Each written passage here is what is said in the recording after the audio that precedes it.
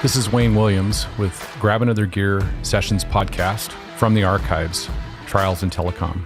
I'm continuing on in the third in a series of 5 articles that I wrote, kind of my journal from the trials, post.com bust, as well as 9/11. Title, Being Right, but Not Dead Right. Once when I was growing up, my dad looked me in the eye and said, Wayne, when you make a decision, you never want to be dead right. The meaning of this has become more and more clear to me as we've moved through this very difficult year.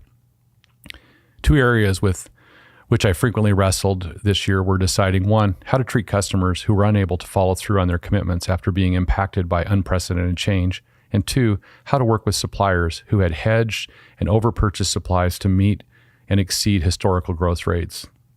Sell differently. Last year, one customer placed an order for nearly $15 million, for which Telec generated almost $10 million in inventory. When the economy began to decline, the customer abruptly halted its projects and refused to take delivery on all of that inventory. When we approached the company with the liability, we were told, stand in line. There are 12 companies ahead of you. No, you don't understand, we replied. We have a solution. Their ears perked up and they listened. Since the customer had put on hold the project that would require the product they committed to, we became creative, offering them other product choices that they could use right away. The customer's senior vice president said, you're the only company that's offered us a solution. We're interested. Because of our willingness to work through with this customer in new ways, Telec not only received revenue, but also began building a stronger relationship for the future. We could have pursued legal claims like other companies in the customer's supply chain. Maybe some, including our bank, would have advised us to do so. There were several decisions that might have been right. In the end, I chose to be right, but not dead right. Know your partners. This year, 95% of Telec's supply base was willing to negotiate with us in a time of adversity and obviously wanted to see Telec survive. There also was a small percentage unwilling to work with us during these tough times. Some of the suppliers who depended on us for a substantial amount of business in the good times now blamed their excess purchases on Telec and expected full compensation. I would have thought that companies that grew and prospered on Telec's 9-year growth of greater than 25% would have been more willing to negotiate solutions rather than lose a customer who had accounted for more than 50% of their business. While the supplier's actions might be partly right, in the end, they will be left dead right with the customer that won't do business with them when good times return. I now realize that I must get to know my suppliers as well as I know my customers.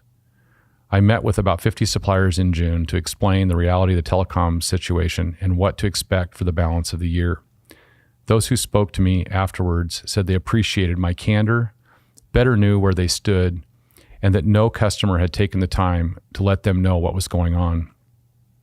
The reality is, however, perhaps nothing I could have done would have changed the reaction of the minority of suppliers who became fair weather friends. Being a born optimist, and a 7, I'm adding that in on the Enneagram, I had made assumptions about how we would be treated based on relationships during the best of times. Unfortunately, the truth about relationships is often revealed in the worst of times. And this is held true for some suppliers. What I realize now is that I need to focus my relationships and resources on suppliers and vendors who are willing to work with us in the bad times. The good times will take care of themselves. Avoiding dead right decisions. Every day we face the choice between making right and dead right decisions. This year I've encountered more than my share. How does one attempt to avoid making dead right decisions? Value others and seek their counsel. While I'm a final decision maker, I don't have a lock on all perspectives. Being open and listening to others can be time-consuming, but not only does it provide more insight, it helps to ensure buy-in once a decision is made. Often dead right decisions are the ones that are the easiest to reach. Watch out when you tire of the hassles and decide to settle for the easy choice. Understand the consequences of your actions. This year I've had to make a complete turnaround from planning for tomorrow to being rooted in today. Even though we are now looking at cash flow ahead of profit and bottom line, I can never let go of the vision of Telec's success tomorrow. And I know that we can only be successful if we plan for it now. That means nurturing those relationships with customers, with suppliers, and especially with employees who have been laid off. When the turnaround comes, I want to be open and enthusiastic about rejoining our team. Move as quickly as possible. While haste may make waste in some areas, and it may be like trying to turn a battleship on a dime, moving quickly once a decision is made is key to success. Waiting and hoping that things will change will allow the situation to continue, creates uncertainty and even chaos. No forward movement is made while you are standing around perfecting every aspect of a plan. In fact, you start slipping fast. What lies ahead? In Telex's case, only the future will tell whether we've been making the right decisions and right choices. And while I'm hopeful that better days await in 2002, the difficulty which we arrived at decision during 2001 ensured that we'll not be dead right. As painful as this year's been, experiencing the economic downturn and the telecom tumble has allowed all of us to make decisions and choices that in the end will make us a better company. Wayne Williams in Series 3 from the archives of Grab Another Gear sessions.